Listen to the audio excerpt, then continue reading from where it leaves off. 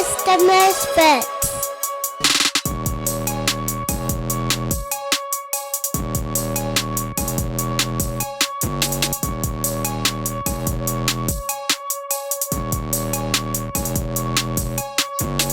Hey everyone, welcome back to Ministry Misfits. Andrew and I are in studio today as we're kind of closing down the end of season 2 here. Yeah, we've got what? Maybe 4 or 5 more weeks? Something like that. So if you don't know because you haven't been paying attention at all, because we've said it a couple of weeks now, but March, we're not going to be doing any normal episodes. Patreon supporters or anybody that is interested, we may be doing, potentially if we can figure out the scheduling, we may be doing a Bible study during the month of March. That would be over like a Zoom type of thing, going through the book of Galatians. So if you're interested with that, either contact us and let us know you're interested, or just go join Patreon, because any level of Patreon will get that. We may create a new level on Patreon just for people that are interested in doing the Bible study portion. But that's in March. Mm-hmm. After March, we'll be into season 3. If everything works out the way it's supposed to, we've got a new design that we're going with in studio to celebrate season 3, but that's assuming that everything actually, works how it's supposed to. But speaking of working like it's supposed to, we told you last week that we had a guest. Yeah, and it's just us today. And it's just us because unfortunately Prudy had a schedule change. So Prudy now will be coming in next week. Yeah. And he is going to still be talking with us about the caste system in India and about Hindu nationalism and what that all looks like and how he's dealing with that there as a believer. But today, we're skipping ahead on our schedule that nobody except for us knows about. And we are going to just dive in and talk Christian nationalism. Yeah, and some people may think this is pinpointed, but it is not. This, like I said, this has been on the schedule that nobody knows existed for a while. It's just that it was supposed to be like 2 or 3 weeks from now instead of this week. So we're going to dive in, and this really is part of what last year, January through February. We focused in on, do you remember, Brandon? Kind of, I was going to say the Cold War theology. That was just a piece of it. We focused in on church history largely, right? We were talked about the history of the church in general. We talked about the muscular Christianity movement and what that looked like. We talked actual history with Beth Allison Barr. We talked Cold War theology. We talked all these different things. We talked essential doctrines, everything. This year, for January to February, we're also doing a very pointed mini-series that is focused in on abuses within the church. So we talked patriarchy. Mm-hmm. We're going to be talking caste system, which is very much similar to what we deal with here in the U.S. with classism. That's part of why we are talking about it. We're going to be talking slaveholder theology with Joash, assuming that his schedule calms down for a second. Which also, you're not going to miss that, because I found out some very interesting backstory to Joash, and I'm very excited to be able to ask him a couple questions on that one. So if you're on Twitter and saw that, you know what I'm talking about. But I actually found the video because I bribed Joash to send me the video. So I'll explain that to you once we're at a break. But we're going to be talking slaveholder theology. We're also going to be talking what it means to actually have to leave a church and why people, unfortunately, have to actually leave a church occasionally. We have both been in that situation, but we're hopefully going to be talking with Nomadic Soul about all of that as well. But today we're looking at a biggie within church abuse, and that is Christian nationalism. And it's going to be interesting to do this because of the fact that right off the bat, we have an issue with the fact that people are going to tell us that what we are talking about is not actually Christian nationalism. So we're going to do this. We're going to break this up, and we're going to define what it is we're actually talking about. We're going to define why everybody says we're not actually defining it. We're then going to break it down into nationalism and Christianity, and then hopefully we're going to look at it all as one big piece here at the end. Yeah, and I think a lot of people haven't always put a name to it as well, Right. until as of recently, there's been more higher level officials or politicians, right. Religious people in power that have even put a name to this. Right. Now. You have politicians using this language. You've got church leaders using this language. You also have some of us that have been calling this stuff out for a while, have been using similar language, even if we haven't named it Christian nationalism. We've used both terms in conjunction with each other. Mm-hmm. We talked about this with the Cold War theology, that the Cold War theology has led us up to this point. But this is not the same thing as what we talk about with Cold War theology. This is a different branch of ideology. It's connected, but it's not necessarily the same. And so that's why we're going to actually break it down into tiny little pieces. So why it's debated, first of all, is that there are a couple of different schools of thought related to what we mean when we say Christian nationalism. Normally, they're called Project 1 or Project 2. Project 1, which this would be more along the lines of the new book that was released by Stephen Wolfe of The Case for Christian Nationalism. And that is the idea of we need to actually create distinctive Christian nations.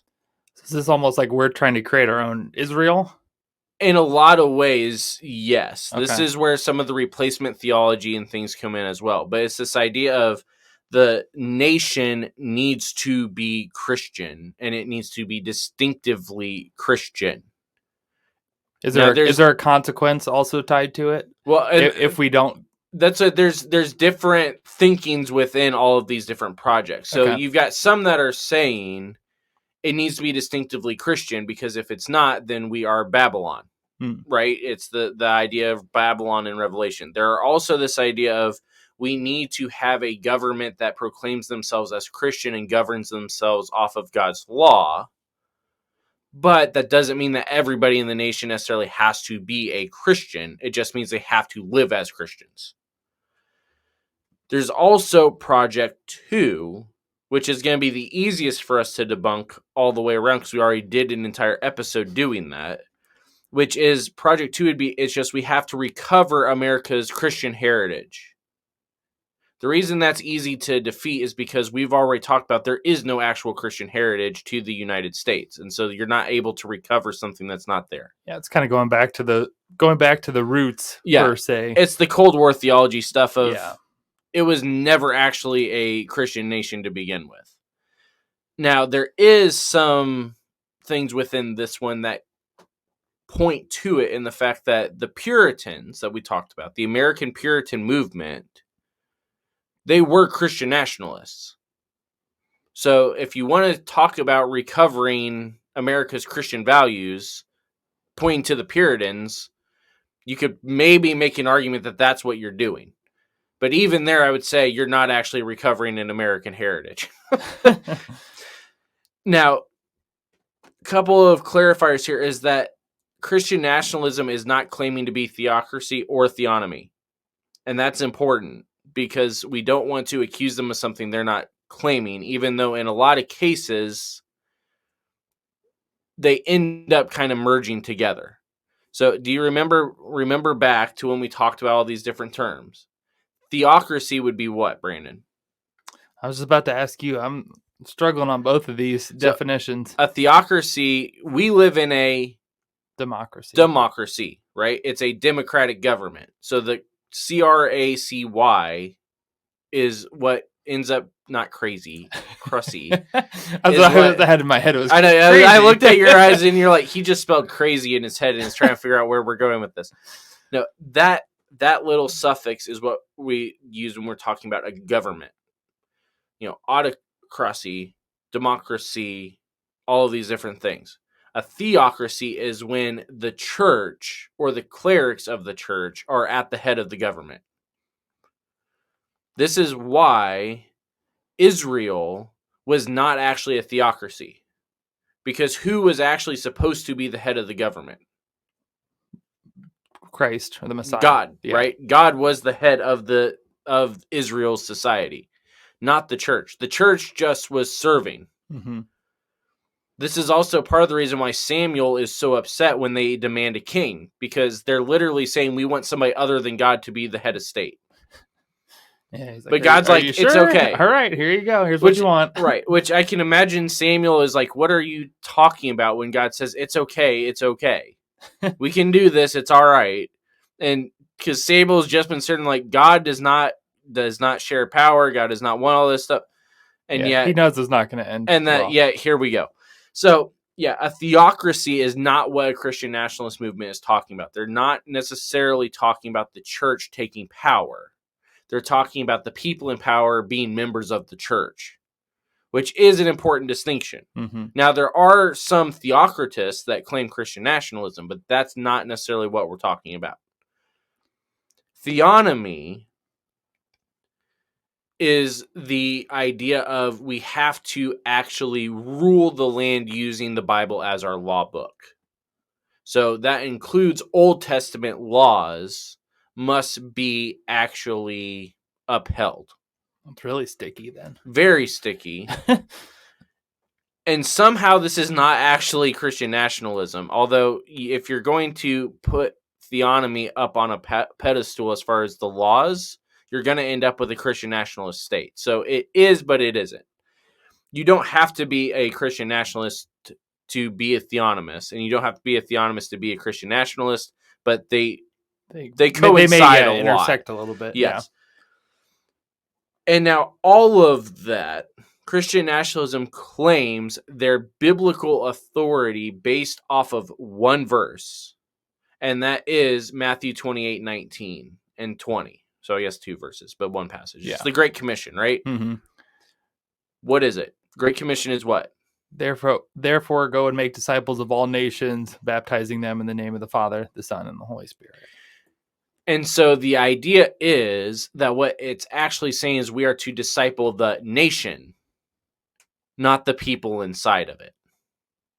And so a Christian nationalist is saying that the goal of the church is to make a disciple of the state, and then which should trickle down to the people. It's trickle down, which anybody that knows economics knows that never works. So that's what the argument is from as far as what it is we're talking about. And the reason we have to go through all that is because there are people that claim Christian nationalism doesn't exist, that it's the boogeyman. Ironically, they're the ones that claim CRT to be the end of everything. Now claim that this is the actual boogeyman, even though it's been proven that CRT is a boogeyman for a lot of people, because they don't even know what it is. And Christian nationalism, there are books being written about it and major seminary professors proclaiming it and major U.S. politicians proclaiming it. This definitely exists and definitely is an issue. We've got the receipts. Mm-hmm. And so that's why we are going to now break this down. We're going to start by just looking at nationalism itself to show, one, what it is, and two, why there is no actual biblical, theological, any kind of Christian basis for any of this. Spoiler alert, there's not. So we're going to start just looking at nationalism. So nationalism is a ideological idea of it's a goal. It's where they want the government going, a style of ideology, a style of government.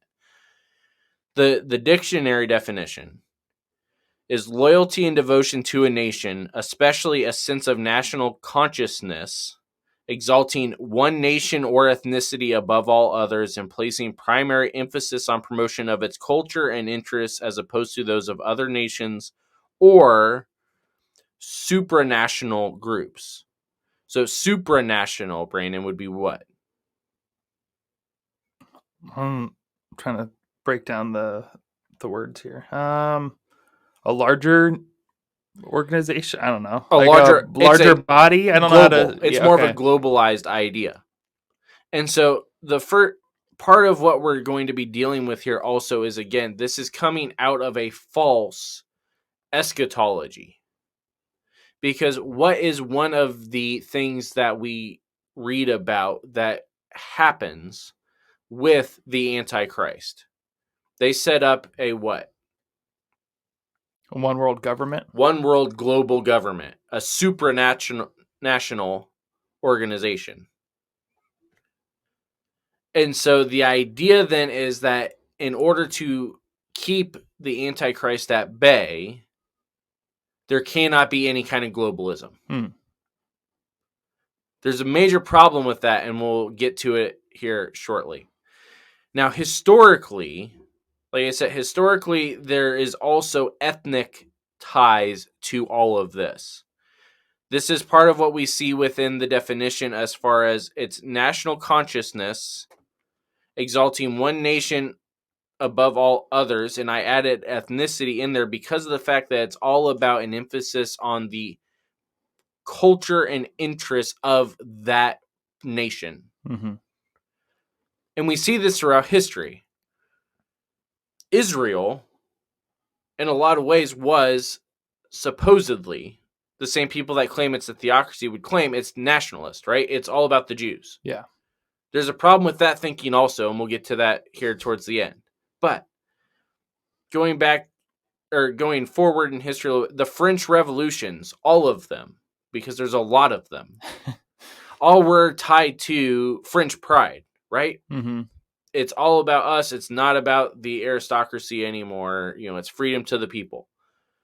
The Russian revolutions, even the one that were communist, were about Russian.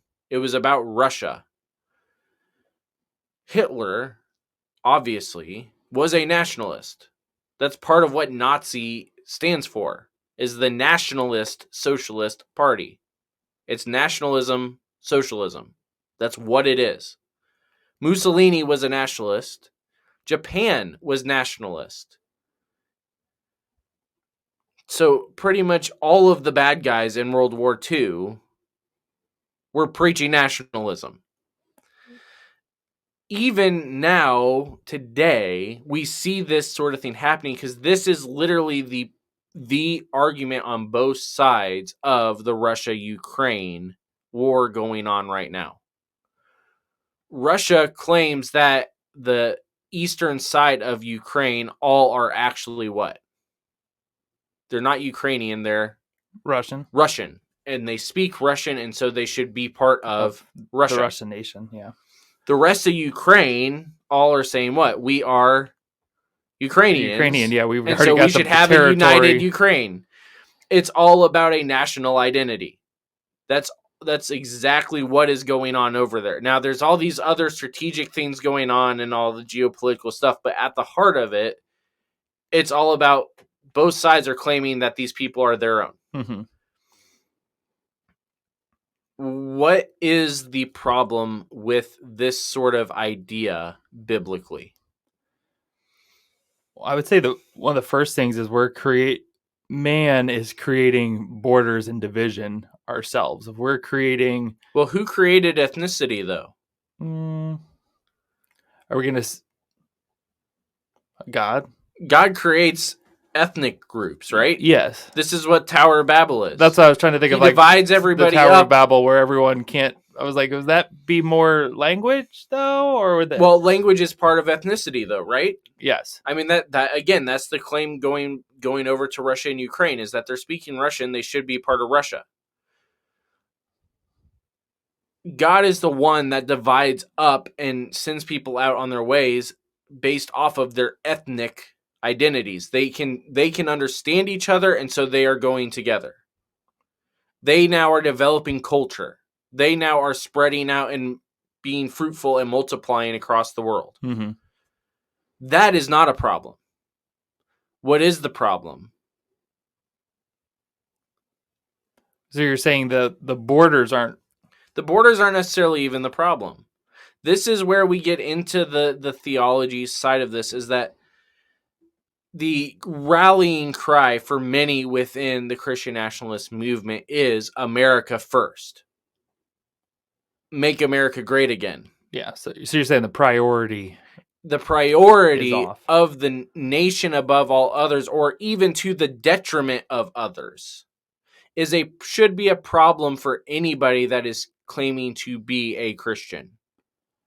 Because what is it that we are actually called to be as Christians? Image bearers. We're image bearers. Everybody's image bearers, though. Mm-hmm. So everybody's an image bearer. Why do we want detriment to come to other image bearers? But beyond that, we are called to bless others and not curse them. And we are called to seek the prosperity of the city that we are in, not our own city. We're seeking the prosperity of where we are. And we are supposed to consider others more highly than ourselves.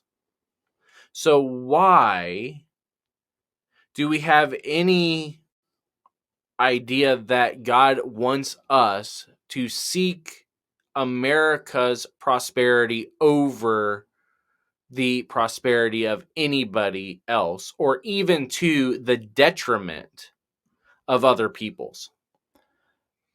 I think what we see is, if people look back and they'll see, all right, one nation under God. And so they'll see tag words or key phrases that on paper sound good.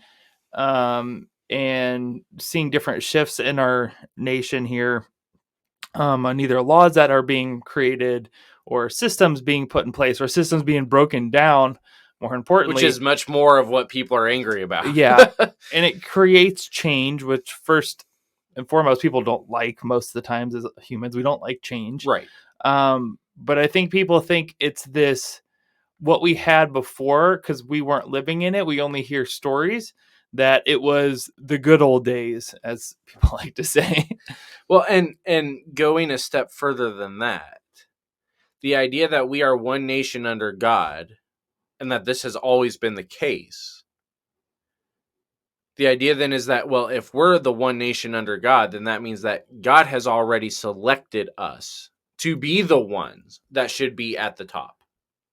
I also think the funny part about it too, I don't know, maybe I shouldn't say funny, sad part is that if we are the one nation under God, if you want to claim Christian nationalism, then you should be open to refugees and others coming into our nation. And that is where we're going to start walking into, because the other side of nationalism is an ethnocentric ideal. Within the United States, what is our ethnicity? Did you just say we don't have one, yeah, right? Yeah, I was like, that's literally part of the marketing of the United States, is that it's a melting pot. You can come, bring me, you're tired, you're weary, you're broken. Because we don't technically even have a national language. There is none, right? Most people speak English, but if you speak English in Ohio compared to in Alabama, people look at you weird, because our English is not the same. Just me trying to order a soft drink in a southern state does not go the same way that it should up here. Yeah, do you want Coke? Or even just Coke, or do you want... even just trying to order iced tea. If you order tea in the South, it's automatically sweet. Yep. It's not here in Ohio. We don't even have the same language type of thing. So if in order for there to be a nationalist ideal, there has to be some kind of ethnic tie to it. The French revolutions could be nationalist because to be French was a very specific thing. The nationalist movements within certain places within Africa could work because they had tribal ties that allowed them to have one ethnicity they were fighting for. Same thing with any of the revolutions that you have throughout, the ones in Russia, the ones even during the Soviet Union, all of the uprisings that you had with all these smaller satellite states, all of these sort of things could work. Germany was able to have a nationalist leader rise to power because there was something that meant to be German. Japan was always about Japan, and so it was always a nationalist state. It just became radicalized. But in the U.S., we don't have that. except for one thing that historically has been the ethnocentric ideal within America, which has been white supremacy. Mm-hmm. And that's why typically people that you talk to, they want to say, yeah, we want to go back because we were in a place of power. Right. They're not going to say that, but that's... Well, and that's the thing, though. They're not going to say that explicitly, but they will actually say it. Because many of the leaders that are talking about Christian nationalism, not just nationalism, we're talking Christian nationalism. So these are theology professors, seminary presidents, pastors, people that are proclaiming this is what God is calling us to do. This is the goal we should be setting. Many of them are pointing to specific key leaders as far as they're defining the terms. And these same leaders that are defining the terms are ones that are making public statements about needing to return to kinism. Kinism is the idea that you can only marry people within your ethnic group. It's about ethnic purity. They are making statements like only property-owning males should be allowed to vote. The majority of property owners within the United States are what? Are you saying today? Yes. White. And this is literally the language that came out of the U.S. segregation Jim Crow movements. And the redlining. And everything else. So this idea of only property-owning males could vote was the initial way that the country was founded, because that ruled out all women and anybody that was not white. These sort of things are by default what comes out of a nationalist ideal. And we have proof of this even happening. So like I said, these are statements that have been made by the leaders within the Christian nationalist movement. We also have screenshots. If you go to my Twitter page and look at the pinned tweet at the top, we screenshotted direct quotes from people proclaiming Christian nationalism as they were racially abusing a black Christian. And they proclaimed that they were allowed to do this because this is what God had decreed. That is a direct violation of the Imago Dei. Yeah. Would you say that probably to some extent, nationalism on its own will probably always exist within a nation?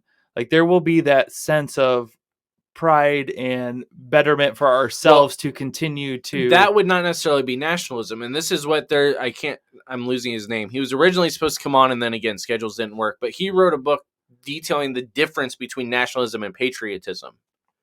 What you're talking about there is patriotism, right? Love of country. Yes. Support of country. Mm-hmm. Nationalism is an exaltation of country.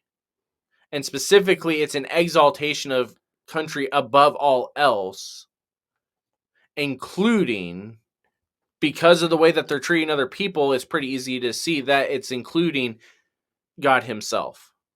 It's America overall. Yeah, that's why I think that the Christian nationalism is the scary part, because now you're tying biblical definitions to the nationalism, not just this man-made nationalism that we have within different countries. Now you're tying God's name to it. Right. And that is why we're going to start breaking down the second half of that name right after this break. We'll be right back.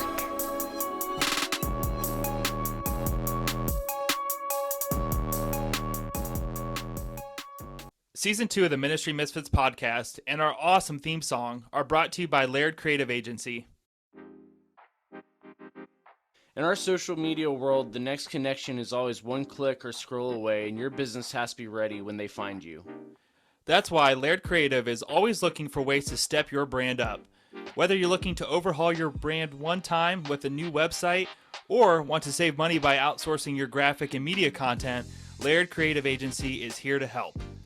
Laird Creative's mission is to take the difficulty out of the creative process. With Laird Creative, you'll find a dedicated team of artists ready to tackle any creative need that your business has, big or small.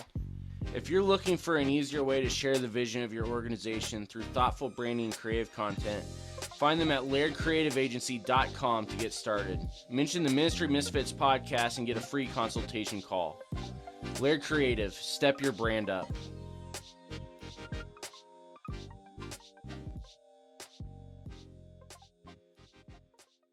Today's a great day to start your own podcast. Whether you're looking for a new marketing channel, have a message you want to share with the world, or just think it would be fun to have your own talk show, podcasting is an easy, inexpensive, and fun way to expand your online reach. Buzzsprout is hands down the easiest and best way to launch, promote, and track your podcast. Your show can be online listened on all major platforms within minutes of finishing your first recording. We just switched to Buzzsprout for Season 2 and have immediately noticed the difference. With Buzzsprout, you get a great-looking podcast website, audio players that you can drop into your websites, detailed analytics to see how people are listening, tools to promote your episodes, and more. Podcasting isn't hard when you have the right partners, and Buzzsprout and the Misfits want to help you get started. Contact us for a free consultation call, and then visit our affiliate link to get started with Buzzsprout. Using this link not only helps support the Misfits, but it also gets you a $20 Amazon gift card. The teams at Buzzsprout and Ministry Misfits are passionate about helping you succeed. Join over 100,000 podcasters already using Buzzsprout to get their message out to the world. To find out more, go to www.ministrymisfits.com/affiliates.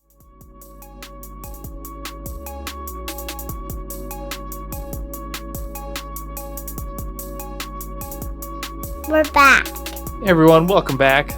Today, Andrew and we switched gears up a little bit from what we originally had planned, but we're talking about the fun topic of Christian nationalism. Yeah, fun is a good word for it. Yeah, we started out explaining what it is that we're actually talking about, and we've kind of started the process of breaking down the terms a little bit. Mm-hmm.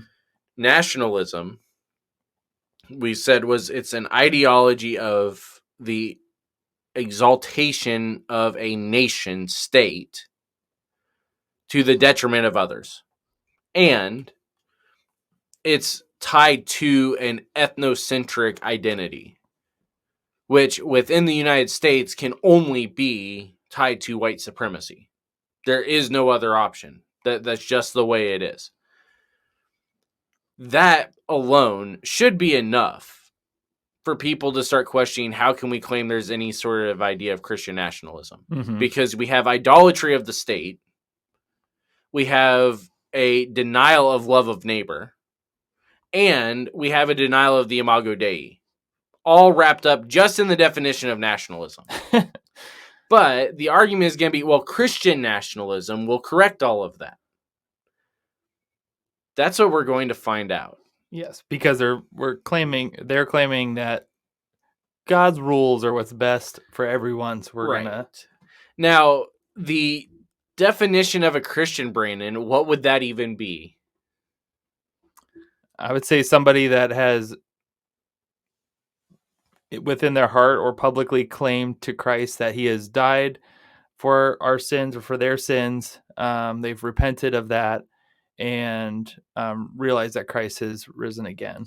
And so there's also, we've talked about a few different things before too. So that's the basic of what does it mean to become a Christian is confess with your mouth that Jesus is Lord, believe in your heart that God has raised him from the dead, then you'll be saved. If you want to argue that that's what it means to be a Christian, then go back and read Romans 10, because that was literally a quote from Paul.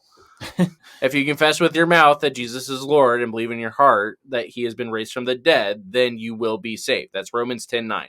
That is what it means to become a Christian. Mm-hmm. But what does it mean to actually be a Christian is a little bit more than just that, right? Correct. Because that is the moment of salvation. Yes. But we want to see more than that. We want discipleship. And so discipleship looks like love of God, love of neighbor, mm-hmm. right? The two commandments that we see in Micah 6, Matthew 22, John 13, 1 Corinthians 13, Philippians 2. Then there's also love of enemies, that we see in Matthew 5, Matthew 22, John 13, 1 Corinthians 13, and Philippians 2. And I would say that one probably gets skipped over the most. That one gets skipped over a lot, especially in this conversation. Then we have the idea of go into all the world, make disciples, baptize, and then disciple the disciple makers. Mm-hmm. That's Matthew 28, 19, and 20, and Acts 1. We would also say that part of this would be enduring hardship and fulfilling our ministries, which is out of 2 Timothy 4. Then we have the other pieces of what it means to be a Christian. We know that if you are a Christian, you will have gifts of the Spirit. And those gifts should be used for the edification of others, for others within the church and others outside of the church. That's Romans 12 and 1 Corinthians 12 through 14. And then we also should see love, joy, peace, patience, kindness, goodness, faithfulness, gentleness, self-control. Galatians 5. The fruits of the Spirit. Fruits of the Spirit. If you are a Christian, you will have these things. That would be the basic of what it means to be a Christian. Mm-hmm. If you want to dispute that, again, different gave you different episode, and I literally gave you all of the scripture passages, and this is basic Sunday school level stuff here. Minus maybe the endure hardship, fulfill the ministry. They may not mention that part in your Sunday school. Now, that is what it means to be a Christian. What is not listed there? There's a lot of things that are not listed there. Basically, love of self and or self in general. Love of self is nowhere near here. Yeah. Because it's all about either God or other people. Mm-hmm. So that's not what it means to be a Christian. Is not loving of self. But there's also nowhere in here talking about a following of the law. There is nowhere in here talking about a certain set of required dress or behavior outside of loving others and the fruits of the Spirit. By law, are you saying like Old Testament law or governing law? We're talking the Old Testament law. Okay. There's nothing to do with the Old Testament law here, other than that loving God and loving others is what Micah 6 tells us is all God is looking for. There's no theology knowledge requirements here either. Right? Mm-hmm. This is all just basic, do this, love God, love others. Just show the fact that you are saved through the fruits of the Spirit and by using your gifts to build other people up. Yeah. That is what it means to be a Christian. All these other creeds and things are not what it means to be a Christian. You do not have to be Reformed or Protestant or Catholic or Orthodox or any of these other things to be a Christian. You have to confess with your mouth that Jesus is Lord, believe in your heart that he's been raised from the dead, love God, love neighbor, go out and make disciples, baptize them, and then send them on their way. To make more disciples, not send them on their way. That's the wrong message. That's what we like to do. I just realized that was the problem, is that's the method that we see a lot of times. We say, all right, you're saved, goodbye. So if this is what it means to be a Christian, why does Christian nationalism not even work in terms of using the two terms together? Well, I think typically the order is incorrect of priority. I think what we'll see is love God. They'll put that up top of the love of God is supposed to be there, and that love can be loosely defined. But then it becomes love of nation second. And then it could be whatever you want to put down the row. So when you change up the order from God and take out others or loving others, again, before self, then that's where things really get tricky, I think, because nation, that seems self-centered in a way, because you're saying, okay, it's not the foreign nation. It's not, I'm loving a nation from afar. It's, I'm upholding my nation where I live, and specifically America. Which is not necessarily an issue. Because again, Jeremiah 29:7 is seek the prosperity of the city that you're in. Because when it prospers, you will prosper. Mm-hmm. But the key word there is you're seeking the prosperity of the city that you're in. That means it's not your own. Because if we're claiming to be Christians, this is not our country. Mm-hmm. We are waiting to be able to return to ours. We are in exile.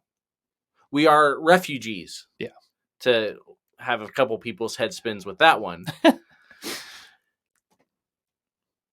We seek the prosperity of the city we are in, not because of our own benefit, but because of the fact that we are supposed to be seeking everybody else's prosperity instead of our own. But when we do that, we do see benefit in our situation as well. Yeah. Especially when we're talking about something that is more far-reaching than just loving of neighbor to the point of you're loving everybody within a certain border. That in itself is not a problem. The problem becomes when the love of nation is all about love of self. Mm-hmm. Because your nation is only the people that think and act and look like you. Yeah. Again, even that getting rid of the loving of your enemy. Right. We no longer can love our enemy because they're our enemies. Even if it's just a thought enemy in ideology. You can't be a Christian if you believe in this. You can't be a Christian if you vote this way. You can't be a Christian if you, and this was an argument I saw on Twitter the other day, is if you speak other languages besides the one that you were born into, you cannot be a Christian. This was an argument from a pastor that was upset about pastors that are talking in Greek and Hebrew from the pulpit. That is false theology because God gave you English, and so English is the one that you were supposed to use. Because if not, then you are speaking in tongues. And that is a violation of our cessationist movement. Interesting. That's not Christian nationalism, but it comes from the same ideology of us over everything. Mm-hmm. It's the same thing we talked about with the patriarchy stuff last week with Pastor Andy. The claim is that we're returning to the way that God intended. But in doing so, we're putting male over God. Yeah. I was going to say that completely goes to what we talked about last week of if we go back to Genesis before the fall, there's a lot we're not aiming at. And so the reason this does not work is that the call of the church is service and not dominion. John 13, John 18, Matthew 5-7, Matthew 25. Dominion is not in our description whatsoever. The call of the church is actually globalist and not nationalist. And this is where we're going to start to have people get angry. This is coming out of Matthew 28. The same argument same verse they are trying to argue for nationalism instead of globalism is exactly where we see globalism instead of nationalism from the church. And that's the key word, is that we're talking about the church is global. Mm-hmm. All of us that are exiles together waiting for our home, we are global, not national. Yeah. And it takes it to the effect that, well, if you're not part of America or not part of the American church, then your theology is incorrect, or you don't know the true Jesus, or you don't experience him how I do. Well, this even goes into the stuff with the arguments against Martin Luther King. The idea that Martin Luther King had bad theology comes out of one paper he wrote in seminary. Martin Luther King wrote that paper as a homework assignment. Mm-hmm. Everybody has to write a homework assignment paper that we don't like or that we disagree with later on. There's quite a few that I have written that I wrote in college that I would not uphold now. That's how it's supposed to be. Mm-hmm. But their argument is that because he went to this liberal seminary, he no longer should be listened to. Yeah, all of his. But the reason he was at that seminary was partly also because the white seminaries that they're claiming would have given him correct theology would not allow him in because of his ethnicity. You think that you're attacking his theology, but in reality, you are attacking who he is as a person. Mm-hmm. And that's what we see with a lot of these nationalist arguments is you think you're attacking an ideology of communism. You think you're attacking an ideology of sexual immorality or all these other little things, drunkenness, of promiscuity, of all these other little things that you think you're attacking. But in reality, what you are actually attacking is not a sin lifestyle or a different ideological lifestyle. You are actually attacking the person for not looking or thinking or talking like you. And it's nothing to do with the list we already described as far as what it looks like and means to actually be a Christian. Mm-hmm. And especially when we start talking about globalism over nationalism, why do we think that us here in one of the youngest countries on earth, that God only wants us to evangelize within our borders? And if we do send missionaries off to other countries, we want to send them the Americanized version of the gospel. Yeah, part of it's that white savior, right? Because again, well. Yeah, what is the only national ethnic identity that the U.S. can have? It's white supremacy. Yeah, and that even includes what we have seen within our churches. Because I mean, we look at most mission trip models, and again, at the heart of it, it's not a bad thing, right? It's just bad theology. Yes. And a lot, again, it's you're there, your goal is to convert these people that you're going to meet for 3-4 days, let's be honest, right? And then never see them again. And we're missing that whole discipleship part. There's no discipleship, and there's not even a recognition of the cultural values that the people even have. Mm-hmm. Most of the time. This is what we talked about with Alan back when the first time we talked about India. India had a thriving church. And then the colonists come in and say, no, you're doing church wrong because it doesn't look like ours. And because of that, now all of a sudden, people that have been saved and have this great, rich theological history are now told you were never saved to begin with. That is not what the call is supposed to look like. The call is that we are a church of every tribe, nation, and language. Not of this tribe over here, this tribe over here, this tribe over here, and you guys stay separate and you guys do church yourselves, but I'm going to tell you if your tribe is not doing it correctly, even though I don't even know what language you're speaking. Yeah, and I mean, we don't have to go to another country to see this. Right. We see this. You go down the street. Yeah, where you see the suburban versus the city church, the different denominations, whatever. I always say, you talk to somebody and you ask, what church do you go to? And they say whatever one. And immediately the first thing is jumping out in your head is, oh, that's the church that does XYZ wrong. Right. We never talk about what we're doing right. in. Yeah. But we always say, oh, that's wrong, or this is incorrect, or I don't prefer that style. So we immediately go to the attack mode. And that is part of the issue within the nationalism mindset, is that it requires an attack or defense position at all times, because it's all about the sanctity of the state. The sanctity of the state is determined based off of what we have control over. Perseverance? Or it's just what we have control over in general. It's, do we have control over this? Do we need control over this? Strategically, do we need control over this? Or it's, we have to defend ourselves and keep ourselves secure. That doesn't work within a church or just general Christian life model. Going forward with it, the call of evangelism for the church is about people, not nations. This is, again, Matthew 28 and Acts 1, and it's the entirety of both Matthew, Mark, Luke, and John, and the book of Acts.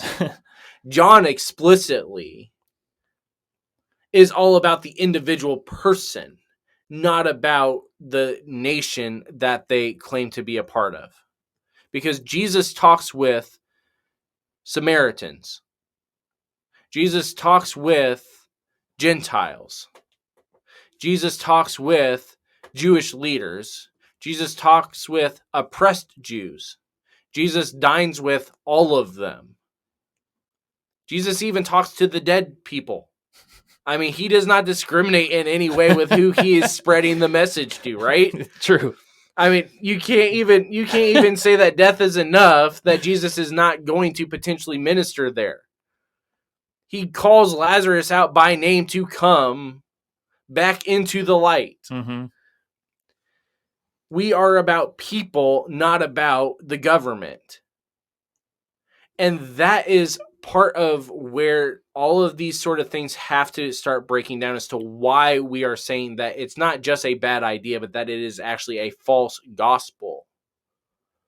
Is that we've already talked about a couple of different areas that nationalism in itself fails a theology test. But even within the idea of a Christian nation, we are not going to be able to pass a theology test with this. And we'll keep that going here in a minute, because the call of the church, again, is about submission to the government and not control of the government. This is Jeremiah 29. This is Daniel 5. This is Daniel 3. And this is also Romans 13. And Romans 13 explicitly, because in Romans 13 explicitly, it says submit to the governing authorities. It doesn't say go and try and convert the governing authorities to prevent them from persecuting you and instead persecuting everybody else. That's not found anywhere in Scripture. No. And so all of these sort of things already are breaking off most of the pieces. But the big one that Christian nationalism hangs on is this idea of we are called to disciple the nation, out of Matthew 28. And so that's how we're going to close this out, is we're going to look at that specifically. Matthew 28, 19 and 20 says what again, Brandon? Therefore, go and make disciples of all nations, baptizing them in the name of the Father, the Son, and the Holy Spirit. Go into all the world, make disciples of all the nations, baptize them, teach them, disciple them. And then it starts all over again. Go back. Then you send them to go out into all the world and make disciples of all nations and baptize, and everything. It just keeps going and going and going. The endless loop. It's Energizer Bunny time, right? The word nation there is ethnos, which is where we get our term for ethnicity, right? Mm-hmm. It's talking about, this is one problem I do have, is that the description that is given is that it says it's a race. But race is not actually a real thing. You're saying the definition that we get out of what ethnos means. Gotcha. Race does not exist. Although, this is again the argument that is given out of why Israel, they claim, is a Christian nationalist nation, even though they would be a Jewish nationalist. But the claim is that it's a Christian nationalist nation, is that it was about their race. Judaism was the key. But then also you'd be a nation, which is what we normally translate as, or the nations, as in nations that are not Israel. And specifically, it would be the heathens, the Gentiles, the non-Jews that Jesus is talking about here in Matthew 28. All of that, most people are going to say, yeah, that makes sense, right? Yeah. If you're saying go into all the world, make disciples, that would mean all the people that are not already currently here, which would be the Jews. Gentiles, yeah. Right. Why we believe that this is a call for the people of a nation and not the nations themselves is what we have to start breaking down. Because again, the word itself does not help us, because it could be either people or peoples as far as nations. Mm-hmm. So why we say that it is individuals is because of what it is that Jesus is actually calling us to do. The first thing he calls us to do is to go out and make what? Disciples. Discipleship, not conversion. Mm-hmm. He doesn't say go out and convert a bunch of people. He says go and make disciples. Which typically takes time. It takes time. It takes intentionality. Mm-hmm. And it's personal. This is not a political thing. Discipleship is personal because it's about talking together, studying together, clearing of one's minds together, watching God transform and renew, watching the things that used to puff us up now be what we are stripping down. It's accountability, it's behavior changes, it's watching and affirming the fact that I see this gift in you, I see this fruit in you. It's helping people understand how we are supposed to actually do these things together in community. What Christian nationalism is talking about is conversion, not discipleship. Mm-hmm. Because there's no personality of a government that we are supposed to be doing this with. Just putting in laws saying now we are a Christian nation does nothing. If you want proof of that, just go back and look at the history of the Middle Ages, where the church was in control of a lot of things. There was still war, there was still famine, there was still poor, there were still oppressed people. There was still all of these different things that supposedly Christian nationalism is claiming that they can fix. Yeah, which we know sin will always get in the way. What it means to be a Christian is about a personal relationship with the Messiah. A nation can't have that. And this is where, again, we go into the idea of, can a government actually meet the requirements of what it means to be a Christian that we talked about at the top of the or in the middle of the episode here? Can a government actually meet those requirements? And this is the argument really of the idea of Israel versus the church. The argument from a lot of people is that Israel was a nationalist theocracy. Right? It was about being Jewish. It was about the law of God. It was about cleansing oneself. It was about worship. It was about all these different things. And that to be Jewish meant that you were a follower of Yahweh, or at least you were supposed to be a follower of Yahweh. And that it was through the law that you showed that you were a follower of Yahweh. That's what it meant. And so the argument then is that if that's what Israel was, then the church should be something very similar to that. Because again, replacement theology, we are Israel now. Mm-hmm. Again, horrible eschatology, horrible theology, but that's not necessarily what we're arguing with right now. The issue is that Israel was not ever supposed to be isolationist. It was not actually about Israel at all.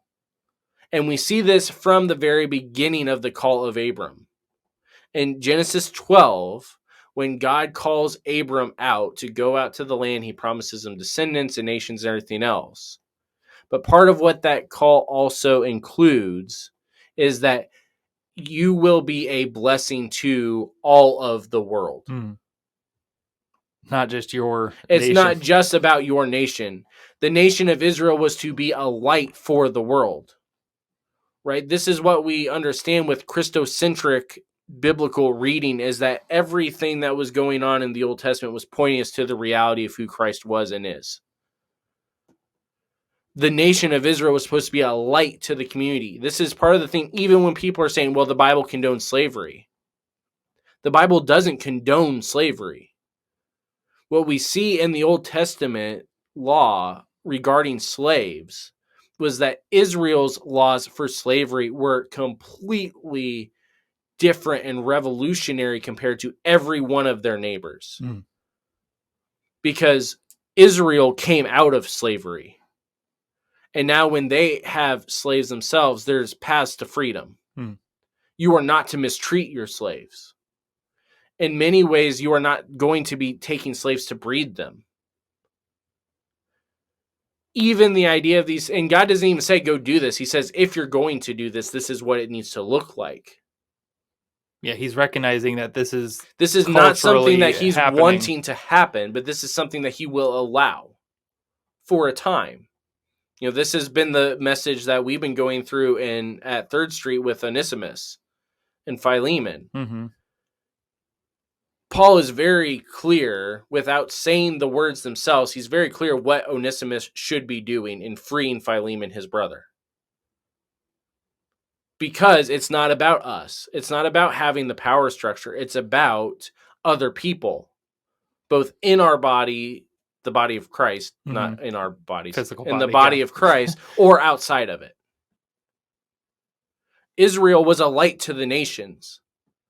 They were proclaiming that God was still on his throne. And even in exile, that God still was going to fulfill his promises. And even post-exile, as they were under oppression, and suddenly it felt like God was not talking to them anymore, that God still had a plan and that God was still going to bless the entire world through the nation of Israel, through the birth of the Messiah. That is what Israel was supposed to be. They were a light to their community. They were not an isolated, set off, you must be Jewish to be a part of this community, even though there were parts of that. Mm-hmm. They were not about national supremacy. It was all supposed to be about the supremacy of Yahweh. So then from a tangible point, how would you recommend somebody either breaking this down or further living out, I don't know how to say that, either like breaking down Christian nationalism that they're seeing or not living into that? Of if you're talking about if you want a very short way of breaking Christian nationalism down to show that it should not be happening, all you have to do is start with ecclesiology of the call of the church is to serve our community, not run it. The call of the church is to serve other people, not dominate them. Christian nationalism now does not work because we are to serve, not to rule. mm-hmm. That's the easiest way to do it. Is ecclesiologically, it cannot work. So I guess probably the best way is just live out Right. what the calling of us we as live Christians. out what we are supposed to do is what we should be doing from the beginning, is living this sort of thing out. That's the easiest way to right. If we're gonna go against it. If you're needing to actually argue this or present this in a way to your leadership as to why this is a problem, the theology behind it is you just need ecclesiology and you need the Imago Dei is all you need. Because ecclesiologically, the church can't be a part of this sort of thing. Mm-hmm. Nationalism in itself is ethnocentric, and we are not called to be that. We're called to be Christocentric, Mm-hmm. and we are called to love our neighbors because they are image bearers. Yeah. And again, love our enemy. And love our enemies because they're image bearers. Yeah. Christian nationalism cannot work. It cannot fit together, because if you're going to have a nationalist state and claim it to be Christian, you either are not nationalist or you're not Christian. And to claim otherwise is to proclaim a false gospel, mm-hmm. which is why we call this out. Yeah, which, going back to the overall topic, is going to create hurt. It creates hurt, it creates abuse, it creates all these other things. This is something that even, this is part of the reason why it is actually growing within the United States. Again, we've talked, the Cold War theology stuff is a major part of this. Cold War theology is what allowed us to get to the point that January 6th happened. But January 6th happening and pastors not condemning it is what allowed for the people that have been in the shadows teaching Christian nationalism to now be able to proclaim it loudly. Mm-hmm. Because now it's accepted as this is what it means to be evangelical and conservative and Christian within the United States, is to look like this. And that cannot be what the world thinks of American Christians, for one. And two, that cannot be the identity that Christianity is taking on, because it does not fit biblically. Mm-hmm. And it cannot fit biblically, no matter how many verses you try and twist to make it sound like you are actually reading a real Bible. And as harsh as that sounds, that's exactly what people claiming Christian nationalism is biblical is doing. It's either they're not reading a real Bible or they're creating one in their own image. Mm-hmm. That's all there is to it. So we're going to talk Hindu nationalism next week. And hopefully we'll be able to see the parallels much clearer as to why this is a problem with Christian nationalism as well. We're also going to look at some of the other areas within the nationalism as far as with the caste system with Prudy, assuming that it actually is going to work next week. In the meantime, though, again, we are closing out season 2, but all this stuff is still up. So the website, the stores, the coffee, all of that is still up. We're hoping to have some fun new stuff in the store here in March. Patreon is still up, so go patreon.com/Ministry Misfits and join there, because we're hoping to add the Bible study stuff here once we actually figure out month or so, potentially. once we figure out if we're actually going to be able to do it, we'll start adding all that information up as well. We still hopefully have some fun guests coming back. Again, hopefully we get schedules worked out and we can share Joash's big news with everybody that we've suddenly discovered, as well as talk with Prudy. Maybe we'll get a live performance. Maybe. We'll see. I don't know. Maybe we can talk him into it for Patreon. That may be the key to getting Patreon to boom. So, in the meantime, we will see you guys next week. The Ministry Misfits podcast is a production of Ministry Misfit Media in association with Overwhelming Victory. Dr. Greg Linville and Andrew Fouts are our executive producers, and Brandon Simmons is associate producer. The Ministry Misfits theme song is written and produced by J.D. Laird and Laird Creative Agency. If you'd like to get in touch with us, you can email us at ministrymisfitmedia@gmail.com or by following @ministrymisfit on Facebook, Twitter, Instagram, and TikTok. You can also visit our website at www.ministrymisfits.com or through bio.link/Ministry Misfits. If you would like to support Ministry Misfits, you can become a patron by going to patreon.com/Ministry Misfits.